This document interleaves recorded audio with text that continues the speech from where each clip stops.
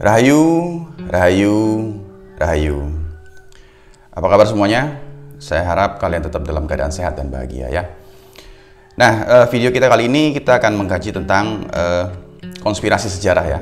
Bahwa tidak ada raja besar Nusantara yang berambisi untuk menaklukkan kerajaan lain.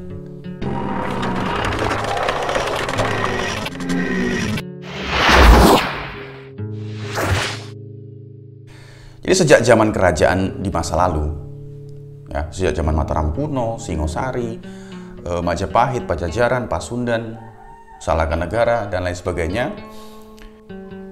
Jadi sebenarnya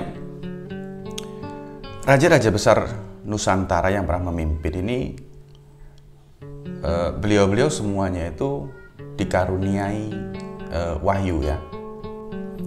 Nah, wahyu inilah yang diberikan oleh Tuhan, dianugerahkan kepada sang raja. Ini kan hanya bisa dilihat oleh orang-orang suci saja. Pada zaman itu disebutnya pandito, resi, ya pertapa suci lah ya. Nah, itu baru beliau-beliau dapat melihat tanda bahwa sang raja tersebut mampu membawa kerajaan dalam masa keemasan. Nah, setiap raja yang dikaruniai wahyu oleh Tuhan ini, beliau-beliau itu pasti juga melakukan laku prihatin ya, atau mengolah dirinya atau mengolah rasanya juga, hingga raganya pun tidak mampu menolak kehendak batinnya.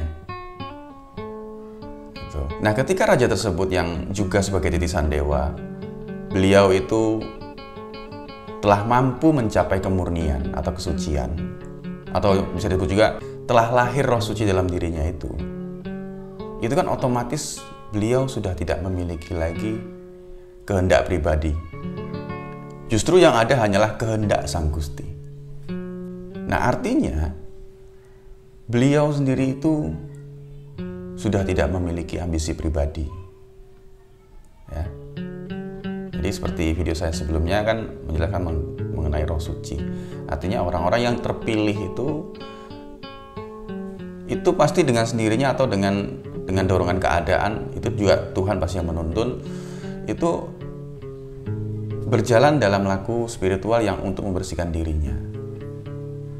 Ya, hingga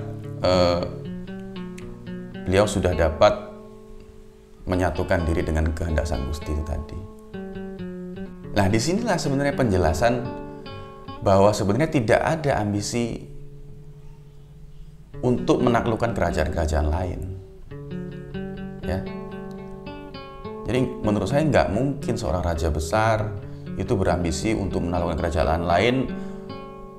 Itu atas kehendak pribadi nggak mungkin, karena pasti ada niat luhur di situ. Dari siapa? Dari Tuhan melalui wahyunya tadi. Justru menurut saya yang ada hanyalah niat luhur dari sang raja tersebut untuk mempersatukan bumi Nusantara. Ya, jadi beliau hanya berniat untuk mempersatukan kerajaan-kerajaan itu dalam satu komando kepemimpinan. Gitu. Siapa yang berhak memimpin? Ya Tuhan. Melalui wahyu yang dianugerahkan kepada sang raja tersebut.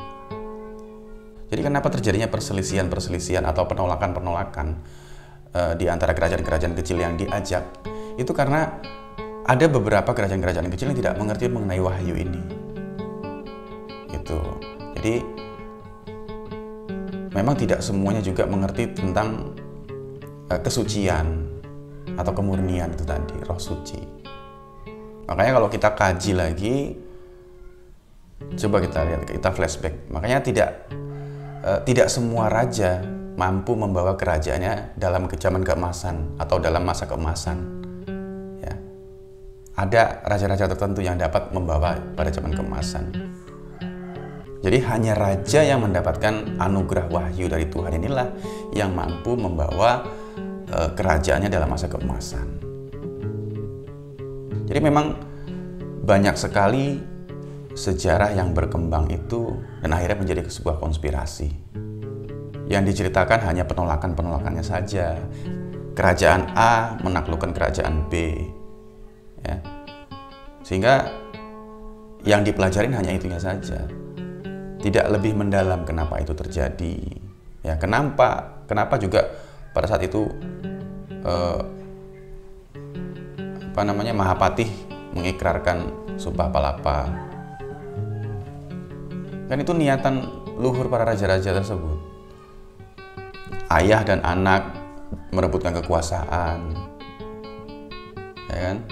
Jadi inilah konspirasinya.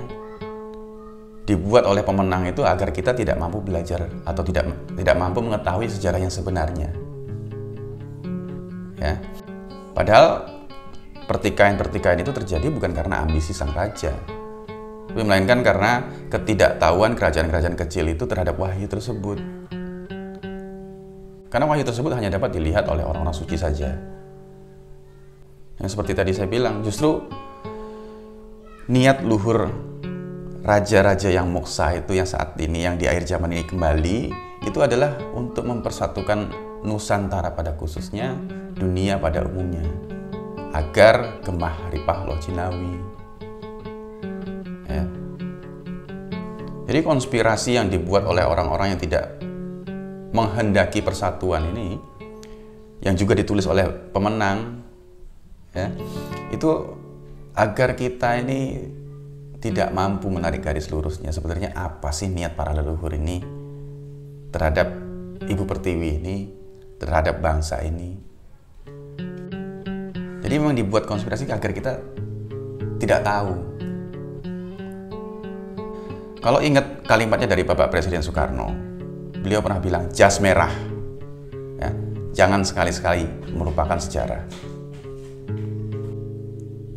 Itu agar kita tetap bisa belajar dari sejarah masa lalu, niat luhur para leluhur terhadap bangsa dan negara ini, ya, agar kita juga bangga menjadi bangsa Indonesia ini, menjadi anak Indonesia, agar kita bangga terlahir di bumi Nusantara ini. Ya. Itu saja hari ini. Lebih kurangnya saya mohon maaf, saya tidak merasa paling benar. Ya, saya bukan siapa-siapa. Mudah-mudahan ini bisa menjadi bahan referensi dan untuk kita merenung. Lebih kurangnya saya mohon maaf. Saya tidak merasa paling benar apa yang saya utarakan. Saya hanya anak kecil yang tidak tahu apa-apa dan bukan siapa-siapa. Ya, itu saja hari ini. Rahayu, rahayu, rahayu.